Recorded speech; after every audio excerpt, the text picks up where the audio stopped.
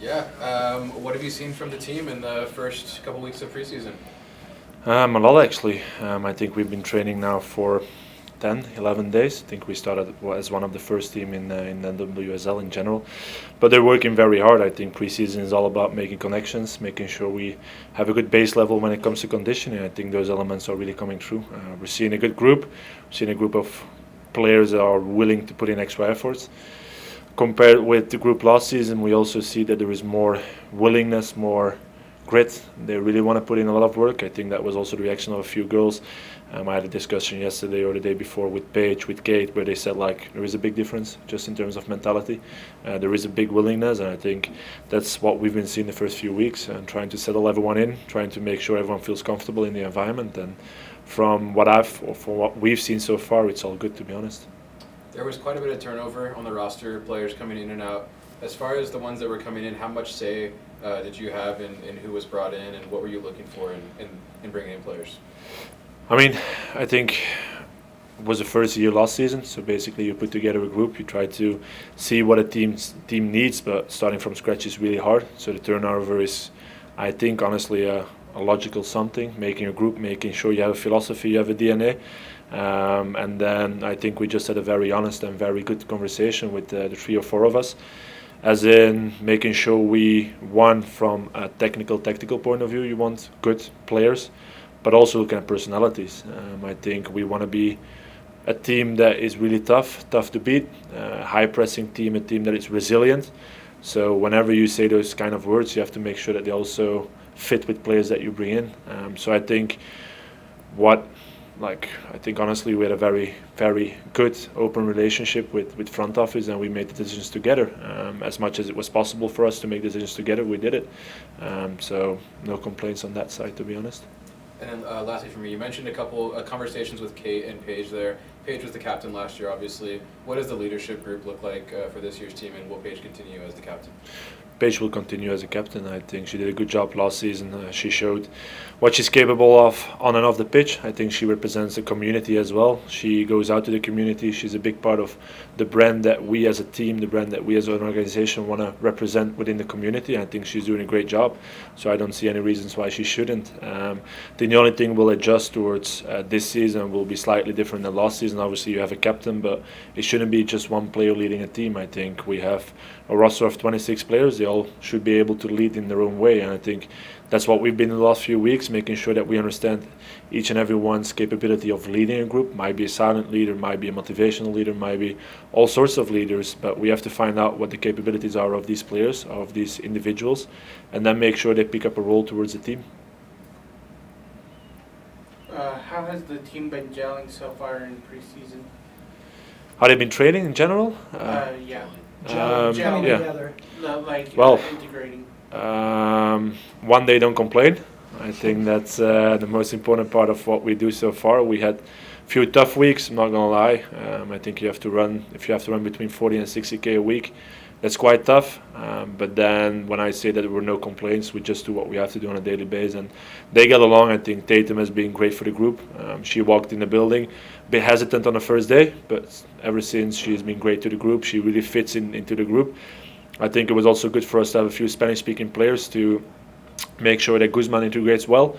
Young player, 19 years old, but really skilled, really talented. So we had to make sure she feels comfortable in the environment. So in general, I think we have to be happy about how they get along, how we're forming a group. But it's also been the 3rd week, so no tough decisions have been made yet. So I think that's also when you go to a phase where you have to make decisions, where you have to be competitive within the team.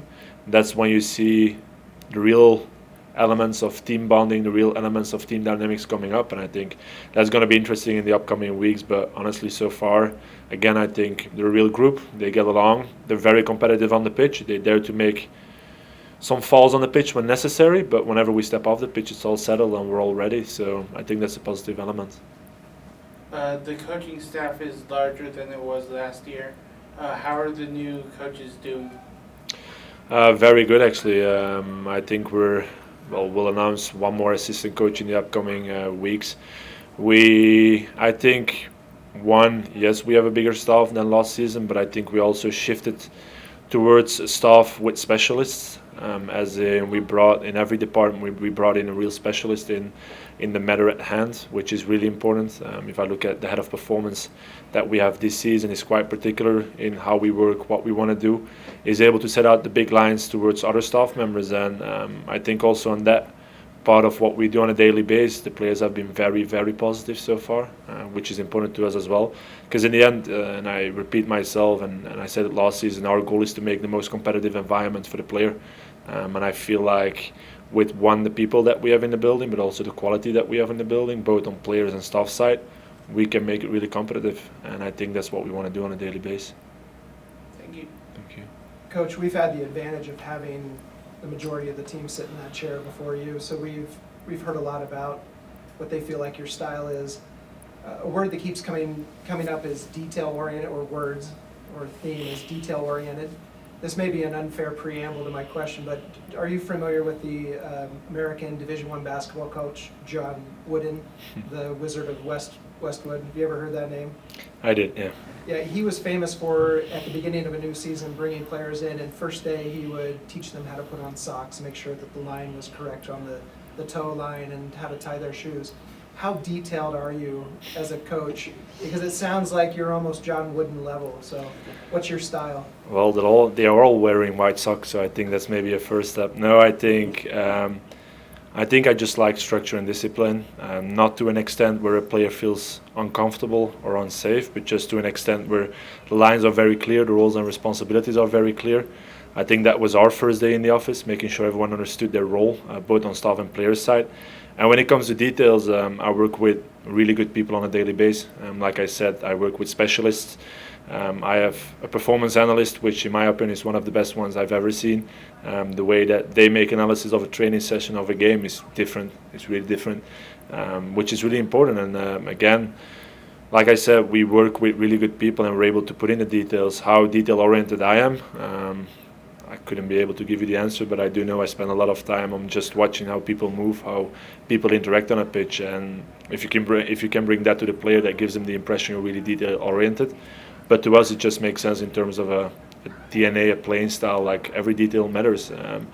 I think this league was the league in the world with the most one-goal difference games, if I'm not mistaken. So that's a detail. That's 10 seconds. 10 seconds is a detail in a game, so you have to make sure you have the details right, and if you have them right, you can have a great season. So that's what it's all about for us this season, making sure we have every detail that we can manage and we can control. We have to make sure we have them right. You said a word there that made me think of a follow-up.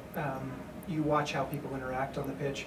You have a lot of versatility and depth in positions that maybe you didn't have last year due to injury and other things, but what's it going to take for a player to win a spot in that starting 11, because you do have that depth that you haven't seen previously? I think versatile is one of our style anchors. It's also one of the elements that we brought to the team on our second day in. We explained that we want to be versatile. Reason why is, and again referring to the magnificent staff that we have, they made analysis on what it takes to be a top 6, top 8 team. So we definitely want to reach the playoffs this season. That's a sportive ambition. And we made a good analysis of what we need to be in that top 8. And when we look at the teams that are able to do that, we saw that they had a deep striker, they had a pocket striker, they had a striker that can come into the ball, one that can get in behind. And based upon all those parameters, based upon all those information entries, we made our squad and we made our roster. So we brought in Aisha. I think everyone knows she scores 3 goals against Seattle. She was three times she went in behind the defense on a magnificent ball. And we have Mina. Mina is a player that likes to get it feet. We have Ali, who has a long distance shot, and we have Macy, who is an excellent one-on-one player. So definitely we have the depth that we wanted this season. We'll be able to be a bit more flexible when it comes to making subs in the end. But then again, as a coach, and one of the things I appreciate is the nature of a player. And if we have a one-on-one player, if we have a running player, we got to make sure they run, and we got to make sure they can go into the one-on-ones. I think Brecken said it last season as well. We got to put them in the positions where they do, on a training session, where they do 70 times what they do in a game. That's our goal. And when we have this depth, we know that we're able to go into a game and make decisions during a game, make subs during a game, but also just tactically change a game. And I think that's a good work that the front office did, 100%. That's what we asked for. and I think they delivered it pretty well. Looking at the transfer we announced today, I think we found ourselves a left outside back that can play as a winger, but also can play as a pocket player. So, I mean, that's all good things to have. Thank you. Thank you. Jimmy, I'm always curious about culture, and I feel like I want to ask you to maybe compare and contrast the volatility and the very dynamic time it was last year, 6-8 months ago when you came in, and then maybe compare and contrast that with the foundation that maybe you feel like you have now in this 10-week preseason, and how that informs the growth of the club and the growth of the locker room. Well, coming back on the turnover that we talked about earlier today, I think one of the biggest things that we wanted to do is change the culture of the building. Did we have to change a lot? No. After one season, I'm not saying there was a huge culture. Coming in after 6 months, I think we were able to just introduce briefly what we want to do. So 2025 for us was a blank sheet and starting all over again. And basically we looked at the players that we have at hand. We looked at the region of Utah just in general. I think this is a beautiful state. I think people that move out to this state want to have adventures, want to go for a hike, want to do sports elements. So that's one of our cultural elements as well. We want adventurous players. We want to take a risk on a pitch. We want to do the one-on-ones. We want to be that in-possession team that plays out from the back. So I think all of those elements were translated into words, were translated into actions. But again, I think when we came to the last day of the season, last season, and I remember us sitting back in Harriman, and the players were asked, like, if you have to sum up this season in one word, I think resilient was probably the word they used the most, which I think we would like to give another definition to resilient this season, but in a positive way. I think we will be resilient in a way that each and every day we're there. We're there to compete again and again and again, and translate those negative connotations of last season into positive connotations this season. I think that's the biggest goal. And I think the players walked in the building, and the first thing we said during the first PowerPoint we gave is 2024 is done. Like, as much as we would like to compare ourselves, as much as players would like to compare themselves, it's done. There's nothing we can change about it anymore. We have to learn from it and move forward, and that's what we did with the group. And when it comes to culture is something that lives within a building. We have slides on it, we have PowerPoints, everything, but in the end it's coming in at 7:30, treating your body well, leaving at 4, treating your body even better in the evening, making sure you have rest in the evening, making sure you make the right decisions. And that's culture, and culture is lived by an individual and by a group of individuals. But I truly believe that if the individuals within this group, and I think we do, can live up to the standards and the culture that we want to introduce, the team will behave in the same way. And I think that's what we're trying to do, and that was also a big exercise or a big thing of making sure we brought in the right people into the building. You can bring in magnificent players, but they might not be the right people for your building. So I think I gotta be honest, we didn't have a lot of online calls, we didn't have a lot of one-on-ones with players. I think if we tried to get, let's say, 12 people in the building, we managed to get 7 of them in the building. So we're very precise on who we wanted in the building, and all of that based upon personality assessments, making sure again that they live up to the standards that we want to have, but also that they fit with the state of Utah. I think this is a beautiful state, and I was talking to Alex Luera a few days ago as well. Said, like, I feel home. She said, like, this is just amazing. I can do all the activities I would like to do by myself. I think that's the kind of people you want to have in the building, and I mean, so far so good.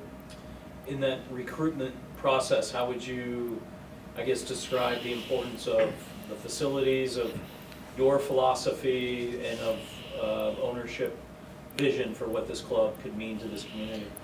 Well, to put it in order, I think ownership made it very clear what type of environment we have to be for the player and individual, meaning that we want to be a good environment for every individual to become a better human being, a better player as well. That was transferred into the building where we were working on a daily basis. I think the facilities came along with the wish of making sure we have a good environment for every individual. And then we transferred all of that, looking at the players that really want to put in the work. So I think in all of the recruitment talks that we had, my last question, or one of my questions, was like, where do you want to be in 2 years? What do you want to be, and where do you want to be?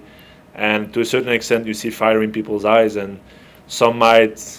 I remember KK saying she wants to be one of the top wingers in the league within the next 4 years. that's good. Let's do it. We'll do everything we can. And I mean, we have a building, we have a great staff. We'll create an environment, and we'll support the player until the player is ready to jump. Whatever the jump is, wherever they want to go, we have to make sure we're able to support them in every possible way. And I think ownership has been very supportive. The building has been very supportive in general. And now it's up to the player themselves, because you can have an amazing building and you can have all the facilities you want, but if you walk in and out, what's the use of having a great facility? And I quote myself, or I give a quote that I gave last season as well. KTL Fava is in at 7:20, doing cold bath, warm bath, treatment, sauna, gym, and then the first or the other players come in. And I mean, that's using a facility. She was doing that as the only player last season, and now we have 6, 7, 8 players coming in doing the same. I think that's a bit the evolution of culture. That's the creating a habit, making sure people don't want to miss out on what others are doing, and that's eventually what we want to reach with this group. And I think overall a good environment to be in as an individual, 100%. Thank you. Thank you. Jimmy, the biggest narrative last year was the growth of the squad under your tenure. I was just curious, looking as you as an individual, as a coach, seeing your growth as an NWSL coach in your time, and follow that up if you have any personal goals for yourself this year.